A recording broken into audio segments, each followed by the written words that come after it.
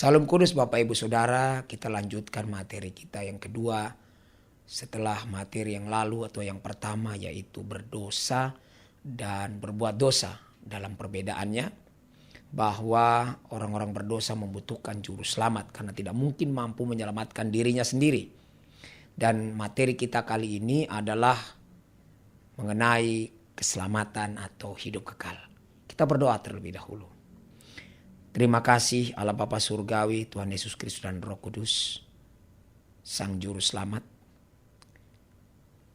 Kami akan mempelajari mengenai keselamatan atau hidup kekal. Kami mohon hikmat-Mu sehingga kami mengerti, mengimaninya. Di dalam nama Tuhan kami Yesus Kristus Sang Juru Selamat kami berdoa. Amin. Ya, saudara-saudara, ada berbagai pemahaman yang dipertahankan tentang keselamatan atau hidup kekal. Semua manusia yang berkepercayaan apapun pasti mengharapkan 3 bagian ini dalam survei saya. Keselamatan, kebenaran, dan kesejahteraan. Khusus untuk keselamatan, tentu ada pandangan yang beredar, yaitu mungkin diselamatkan, barangkali diselamatkan, baru akan diselamatkan, sudah diselamatkan, atau mungkin pasti diselamatkan. Bagian ini memberikan pemahaman kepada kita bahwa ada banyak yang belum memiliki kepastian keselamatan. Sedangkan manusia mengharapkan keselamatan. Apabila mengharapkan sesuatu Bapak Ibu Saudara, tapi tidak memiliki sebuah jaminan, saya percaya tidak akan menenangkan hidup yang berharap. Orang yang berharap tidak akan merasa tenang kalau harapannya tidak memiliki kepastian. Kita melihat dalam bagian firman Tuhan dalam Alkitab, apakah keselamatan dari Tuhan itu pasti? Kenapa pasti? Apabila tidak, apakah barangkali, mungkin, semoga, dan sebagainya? Bagian pertama kita membuka firman Tuhan dalam Kisah Para Rasul 4 ayat 12. Kisah Para Rasul 4 ayat 12. Demikian firman Tuhan. Dan keselamatan tidak ada di dalam siapapun juga selain di dalam Dia. Yang dimaksudkan Dia di sini adalah Yesus Kristus. Sebab di bawah kolong langit ini tidak ada nama lain yang diberikan kepada manusia yang olehnya kita dapat diselamatkan. Rasul Petrus berkhotbah menyatakan bahwa hanya di dalam Yesus Kristus ada keselamatan. Kenapa? Tidak mengherankan ketika ia tampil lahir di dunia diberikan nama Yesus. Yang dalam bahasa Ibrani Yahushua artinya Allah adalah keselamatan. God is salvation. Kenapa Tuhan yang menjadi juru selamat? Karena kita sudah tahu dari materi yang pertama, semua orang telah berdosa dan telah kehilangan kemuliaan Allah. Roma 3 ayat 23. Bukan semua orang telah berbuat dosa. Tidak, karena bayi belum berbuat dosa. Tetapi semua orang telah berdosa. Karena semua manusia sudah berdosa, tentu tidak ada yang dapat menyelamatkan dirinya. Apalagi menyelamatkan orang lain. Maka diperlukan juru selamat.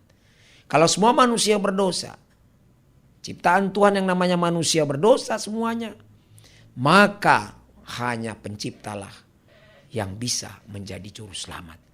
Bagian ini bagian yang teologis dan logis serta realistis. Bahwa di kolong langit ini yang namanya manusia tidak ada menjadi juru selamat. Karena semua manusia berdosa dan telah kehilangan kemuliaan Allah. Roma 3:23. Hanya Yesus Kristus Tuhan dan Juru Selamat yang layak menjadi Juru Selamat satu-satunya di kolong langit ini. Karena dia tidak berdosa. Bahkan tidak berbuat dosa. Lalu apa yang dilakukan Sang Juru Selamat ini? Dan apa efeknya buat kita?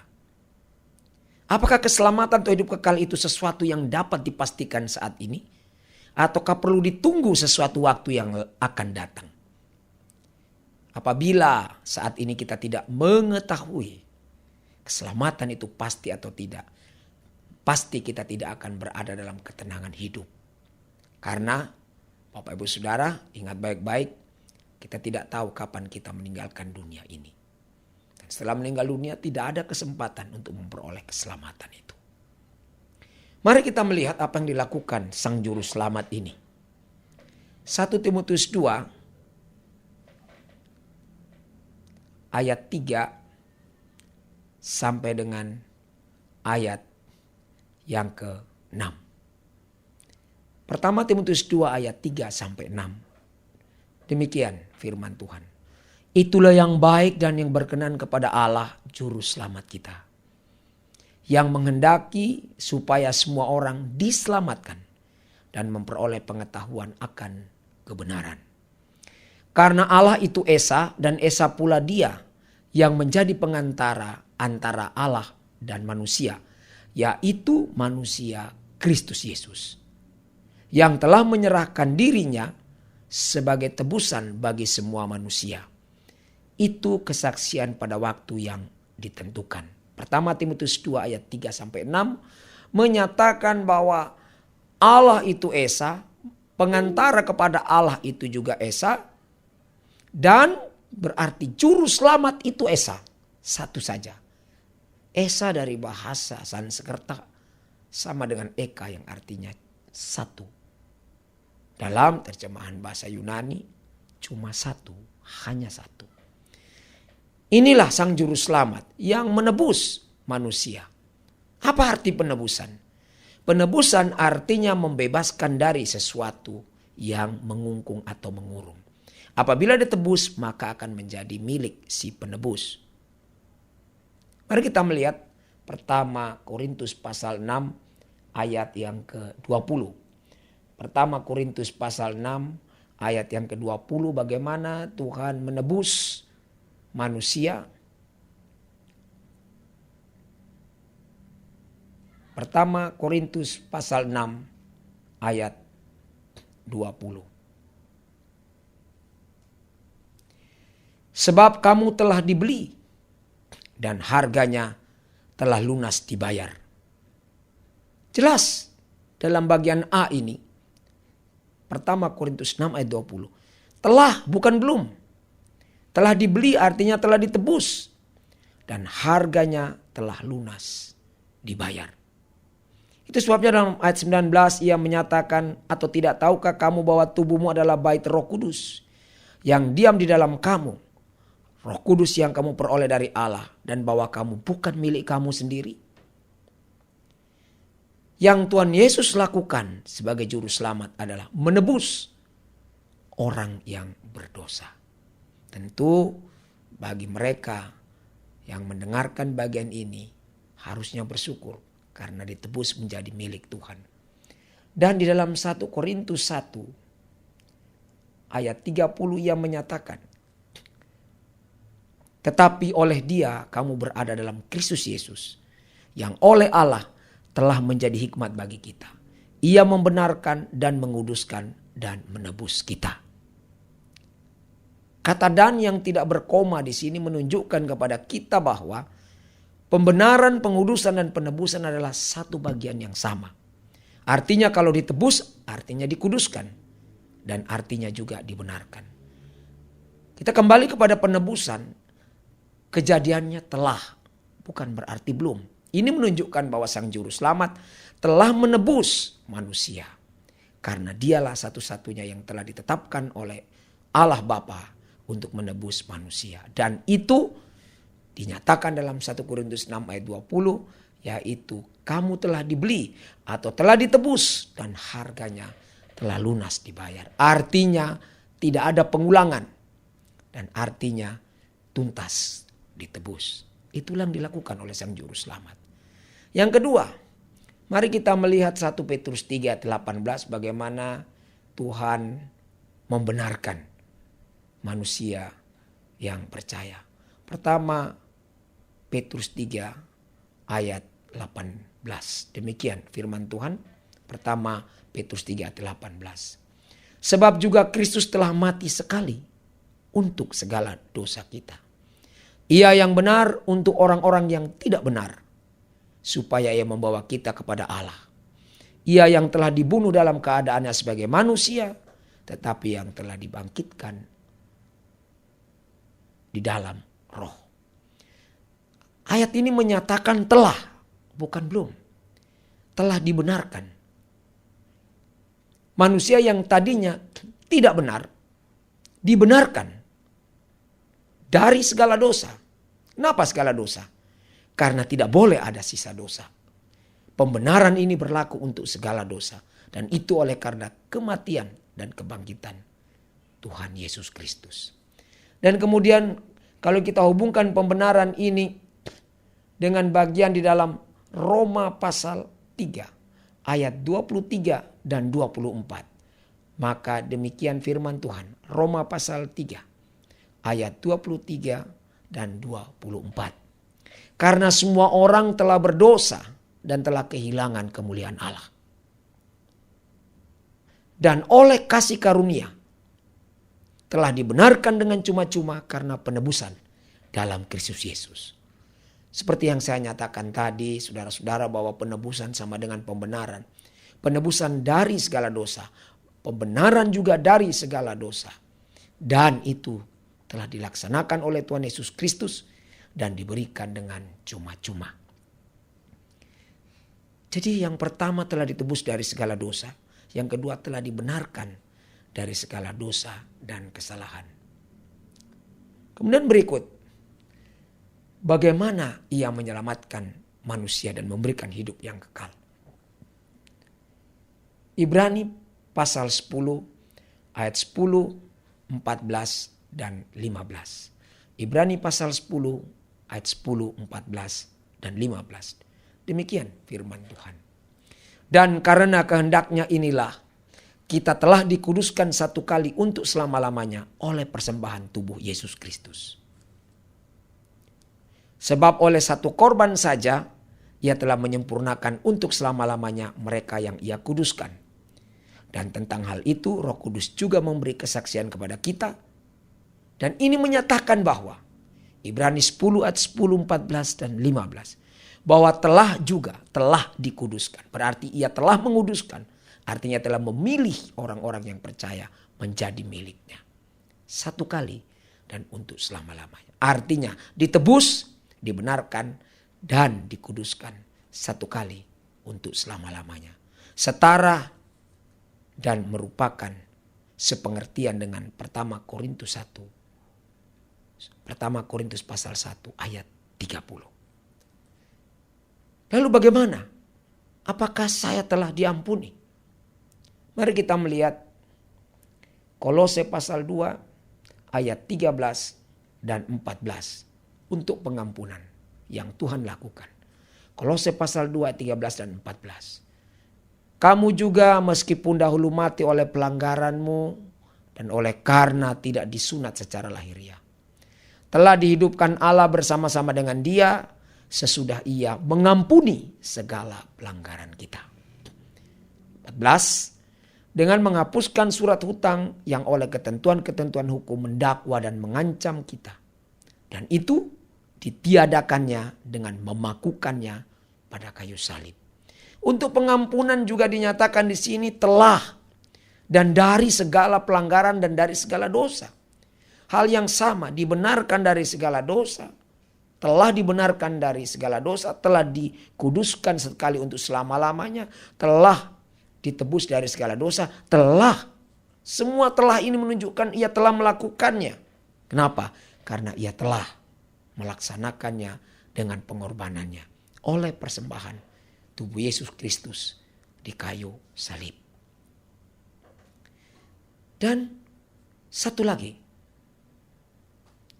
Titus pasal 3 ayat 5 sampai dengan ayat yang ke-7. Titus pasal 3 ayat 5 sampai dengan ayat 7. Saya bacakan bagi Bapak Ibu Saudara. Pada waktu itu Dia telah menyelamatkan kita, bukan karena perbuatan baik yang telah kita lakukan, tetapi karena rahmat-Nya oleh permandian kelahiran kembali dan oleh pembaharuan yang dikerjakan oleh Roh Kudus, yang sudah dilimpahkannya kepada kita oleh Yesus Kristus Juru Selamat kita, supaya kita sebagai orang yang telah dibenarkan oleh kasih karunia-Nya berhak menerima hidup yang kekal sesuai dengan pengharapan kita. Penebusan, pembenaran, pengudusan, pengampunan, dan pelahiran kembali telah dilakukan sekali dan untuk selama-lamanya bagi yang percaya. Dan akibatnya di sini adalah keselamatan dan hak hidup yang kekal. Saudara-saudara, inilah yang Tuhan lakukan. Dan dinyatakan di dalam kitab Ibrani oleh satu korban saja, Ia telah menyempurnakan untuk selama-lamanya mereka yang Ia kuduskan. Yaitu Ibrani 10 ayat 14. Artinya Ia telah menyelamatkan dengan sempurna. Dan pertanyaannya, apakah pasti Ia telah menuntaskannya? Tidak mungkin Tuhan berbohong kepada kita manusia. Karena sifat Tuhan adalah Maha Kudus. Ia menyatakan telah, Ia menyatakan sudah, Ia menyatakan segala, Ia menyatakan tuntas dan lunas. Ini adalah sebuah kesimpulan yang dinyatakannya di atas kayu salib. Sudah genap, sudah selesai. Yang diterjemahkan dari bahasa Yunani tetelestai, yang berasal kata dasar teleis, yang artinya sempurna. Sudah disempurnakan, telah dituntaskan. Artinya Ia melakukan hanya sekali dan untuk selama-lamanya masa berlakunya. Artinya tidak ada batas waktu. Orang yang percaya ditebus dari segala dosa, dikuduskan sekali dan untuk selama-lamanya, dibenarkan dari segala kesalahan, diampuni dari segala pelanggaran dan dosa, dan dilahirkan kembali oleh pekerjaan Roh Kudus, dan berhak menerima hidup yang kekal. Hak itu diberikan oleh Tuhan Allah kepada yang percaya. Itu sebabnya dengan indah Rasul Paulus menyatakan di dalam Efesus pasal 2 ayat 8 dan 9, ketika ia menyimpulkan mengenai keselamatan bagi manusia. Efesus pasal 2, 8 dan 9. Sebab karena kasih karunia kamu telah diselamatkan melalui iman. Itu bukan hasil usahamu, tetapi pemberian Allah. Itu bukan hasil pekerjaanmu. Jangan ada orang yang menyombongkan diri. Jelas karena kasih karunia Allah. Artinya Allah memberikan dengan cuma-cuma keselamatan itu, dan manusia hanya menerima dengan iman atau percaya 100% bahwa Ia adalah juru selamat yang telah menyelamatkan dengan cara Ia telah menebus, Ia telah menguduskan, Ia telah membenarkan, Ia telah mengampuni, dan Ia telah memberikan kelahiran baru dari segala dosa sekali dan untuk selama-lamanya. Tidak ada yang tersisa di sana karena lunas dibayar. Dan dinyatakan tetelestai, artinya telah sempurna. Saudara-saudara, lihatlah kasih Allah yang luar biasa ini. Dan sangat luar biasa.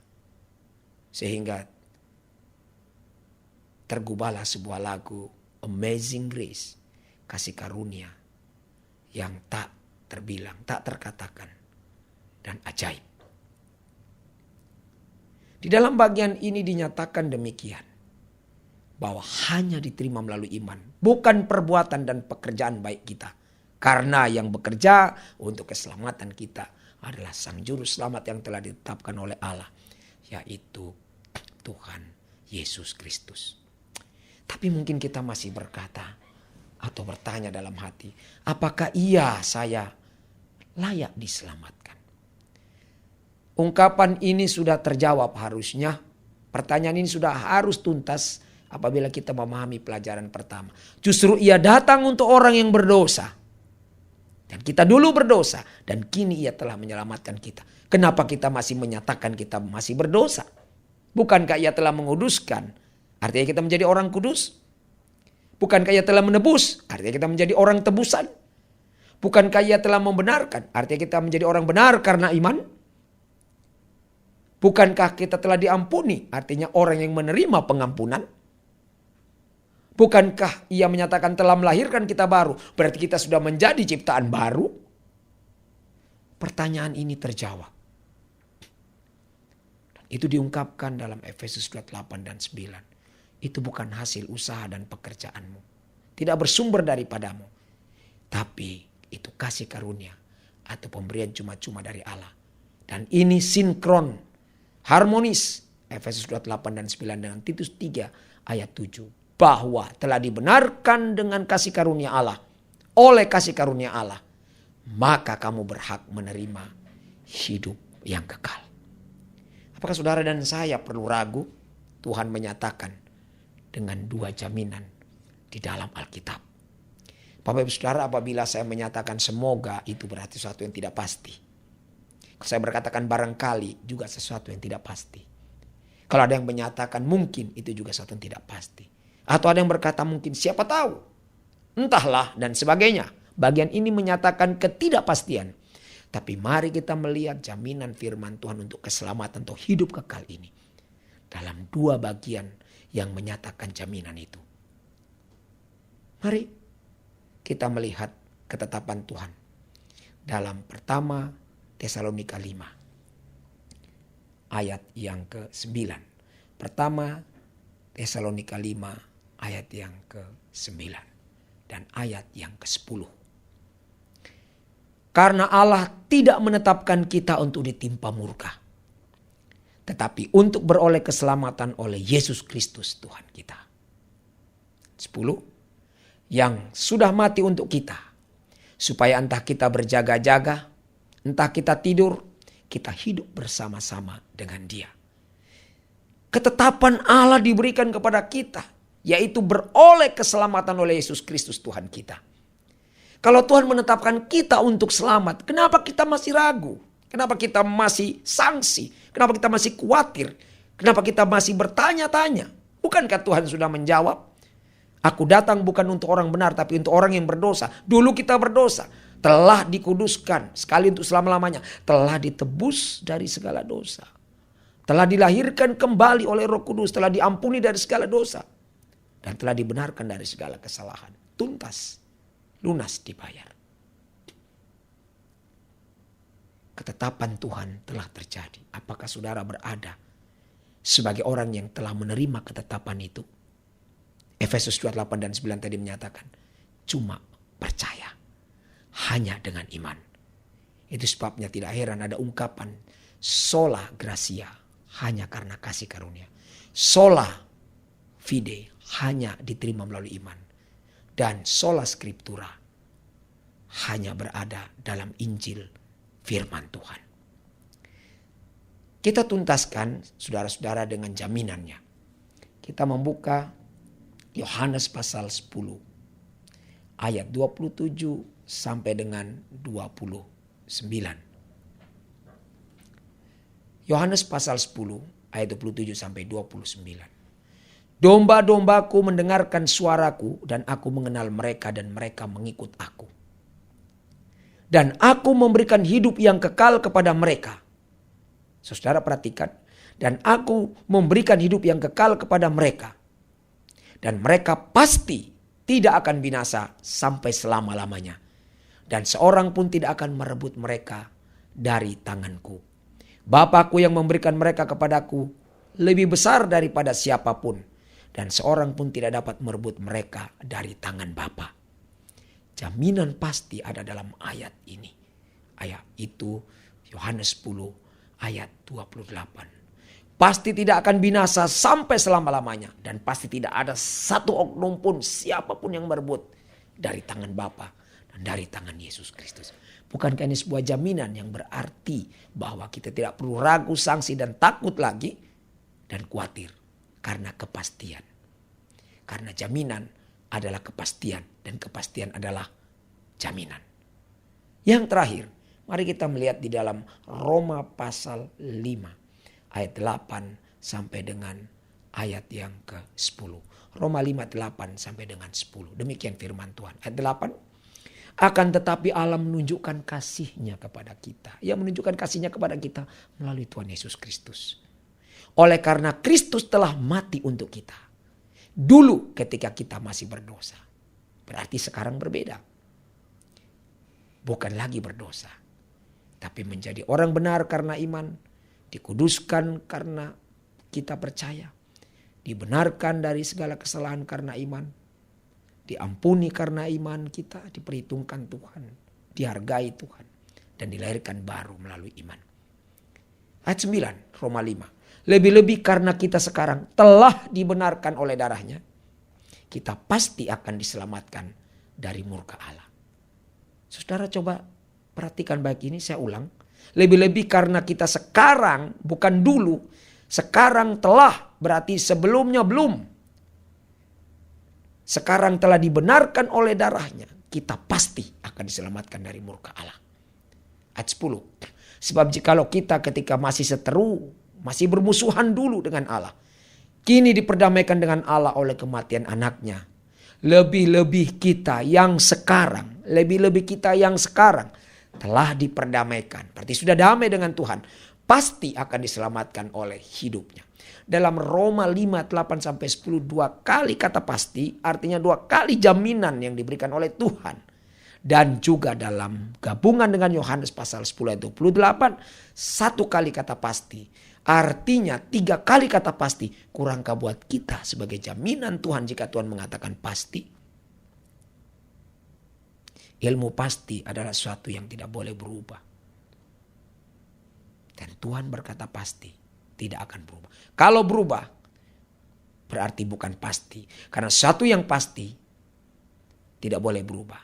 Dan satu yang tidak berubah adalah sesuatu yang telah pasti. Saudara-saudara, inilah keselamatan yang luar biasa. Itu sebabnya muncul pertanyaan. Kalau saya telah pasti diselamatkan, karena saya telah ditebus dari segala dosa, saya telah dibenarkan dari segala kesalahan, saya telah diampuni dari segala dosa, saya telah dikuduskan sekali untuk selama-lamanya, dan saya telah dilahirkan baru, dan saya telah pasti diselamatkan, apakah berarti saya bebas berbuat dosa? Tapi coba kita pikirkan dengan logika. Apakah Tuhan bermaksud kita berkehidupan dalam dosa setelah kita ditebus dari dosa? Mari kita melihat bagian penutup kita. Di dalam 1 Korintus pasal 6 ayat 20. Pertama Korintus pasal 6 ayat 20. Sebab kamu telah dibeli dan harganya telah lunas dibayar. Karena itu muliakanlah Allah dengan tubuhmu. Jadi Tuhan bermaksud adalah setelah kita diselamatkan dengan harga yang tuntas, lunas, tunai. Hidup kita bukan untuk berbuat dosa. Tapi untuk memuliakan Allah dengan tubuh. Artinya memuliakan Allah dalam hidup ini. Bukan supaya diselamatkan.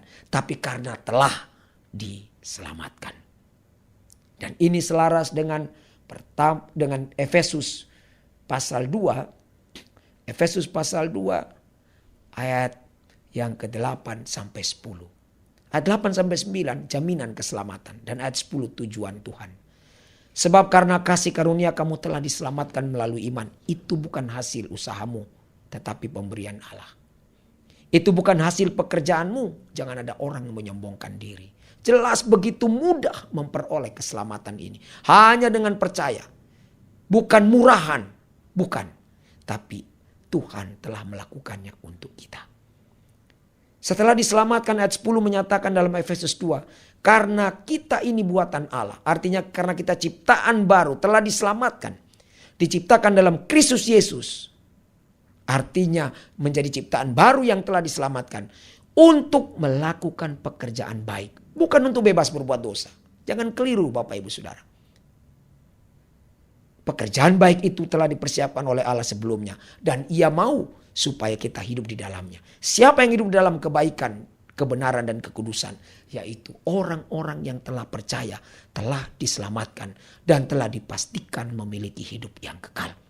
Sehingga kita mendapat kesimpulan. Diselamatkan dengan pasti untuk berbuat baik. Bukan karena berbuat baik. Saya ulang. Kita telah diselamatkan dengan pasti. Telah diberikan kepastian hidup yang kekal. Bukan supaya bebas berbuat dosa. Tapi supaya kita berbuat baik. Kalau dibalik. Kita berbuat baik. Bukan supaya diselamatkan. Tapi karena telah diselamatkan. Tuhan ingin memakai kita untuk menyaksikannya dengan perbuatan baik. Bukan supaya kita diselamatkan. Tapi supaya kita menyaksikan keselamatan atau hidup kekal itu. Yang pasti.